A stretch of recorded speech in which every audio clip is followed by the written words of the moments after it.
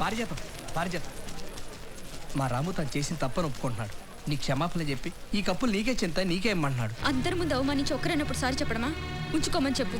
అది కదా పారిజాతం, ప్లీజ్ చెప్పింది నేను తీసుకో. సూర్యోదయాన్ని దమ్మున్న వాళ్ళని బెదిరించి ఎవరు ఆపలేరని ఈ ఫ్రెండ్కి వెళ్ళి చెప్పు. ఒరే, ఆ అమ్మాయికి ఆత్మాభిమానం ఎక్కువ, ఈ కప్పులు తీసుకోవడానికి ఇష్టపడలేదురా. ఇవన్నీ నాకు తెలియవు. ఆ అమ్మాయి కప్పులు తీసుకోలేదనుకో, నీ అభిమానాన్ని నీ ఆత్మలోనే కలిపేస్తా. అది కదరా, నేను చెప్పేది అర్థం చేసుకోవచ్చు కదా. రేయ్ వాచుందా? అర్థమైంది.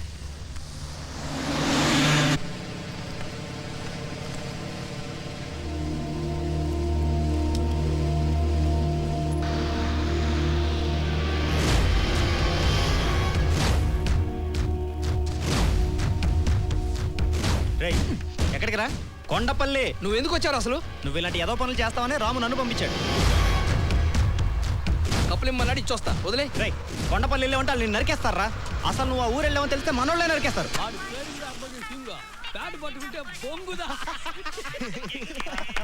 పందెం పెట్టినంటే బాగా దోళీరుంటుంది కదా.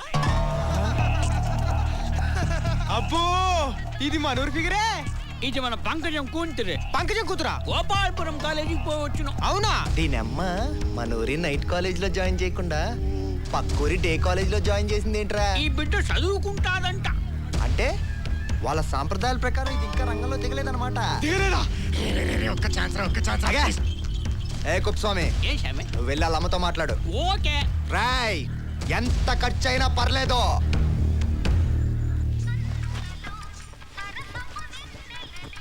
పంకజం వాడే, పంకజం వాడే. ఏంటి? ఛీ! శుభమాని ఇంట్లో కాలి పెడితేనే నువ్వు ఎదురుపడి పుట్టినావే ముసలి చొక్క. ఈ తక్క కోసమే ఊళ్ళో జనాలు మా ఇంటి ముందు క్యూ కట్టి అమ్మా, కుప్పు స్వామితో నీకెందుకే? ఏమిటి ఇటువైపు వచ్చావు? ఏమంటే మన చిన్న గారి స్నేహితుడు నిరంజన్ ఉన్నాడు చూడు, ఆ బిడ్డకే మీ బిడ్డ మీద లైకింగ్ ఏ పుట్టినట్టే. మా అమ్మాయి కోసం పెద్ద పెద్ద వాళ్ళే పోటీ పడుతున్నారు. అబ్బా, ఆ మ్యాటర్ విడిసాయి. రేట్ ఎంతో చెప్పు. 50. ఇంత చీపా? 50,000. నీది వద్దే నాది వద్దే, నడి సెంటర్లో 30,000. ఓకేదానే? సరే. అమ్మా, ఏంటిది? ఇదంతా నాకు ఇష్టం లేదు. ఏ, నువ్వు వెళ్ళి 30,000 తీసుకుని రేపు సాయంత్రం అబ్బాయితో ఇక్కడికి రా. మా అమ్మాయిని నేను ఒప్పిస్తాను, వెళ్ళు. ఓకే. అమ్మా, నాకు ఈ పని చేయడం ఇష్టం లేదు. నేనేదైనా కొత్త పని చేయమంటున్నానా? మా అమ్మ ఏం చేసిందో అదే నేను చేశా. నేనేం చేశానో అదే నిన్ను చేయమంటున్నా. నేను పెళ్లి చేసుకుంటాను. పెళ్ళా? నేను ఆ పని చేయను. మొదట నేను నీలాగే ఏడ్చాను. మా అమ్మ సెట్ చేసింది, ఆ తర్వాత నేను సెటిల్ అయ్యాను. సరే, నువ్వు అన్నట్టే నీకు పెళ్లి చేస్తాను. ఇలాంటి కాసుల పేరు మొగుడు కొనిస్తాడా?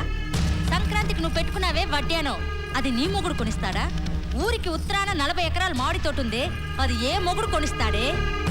మొగుడికి పెళ్ళం ముద్ద లాంటిది, అప్పుడప్పుడు నంచుకోకపోతే ముద్ద కూడా దిగదు. నువ్వెన్ని చెప్పినా సరే నేను చదువుకోవాలి. చదువుకో, ఎవడొద్దన్నాడు? ఈ పని చేస్తా, చదువుకో. వెదం వేషాలు వే మాకు.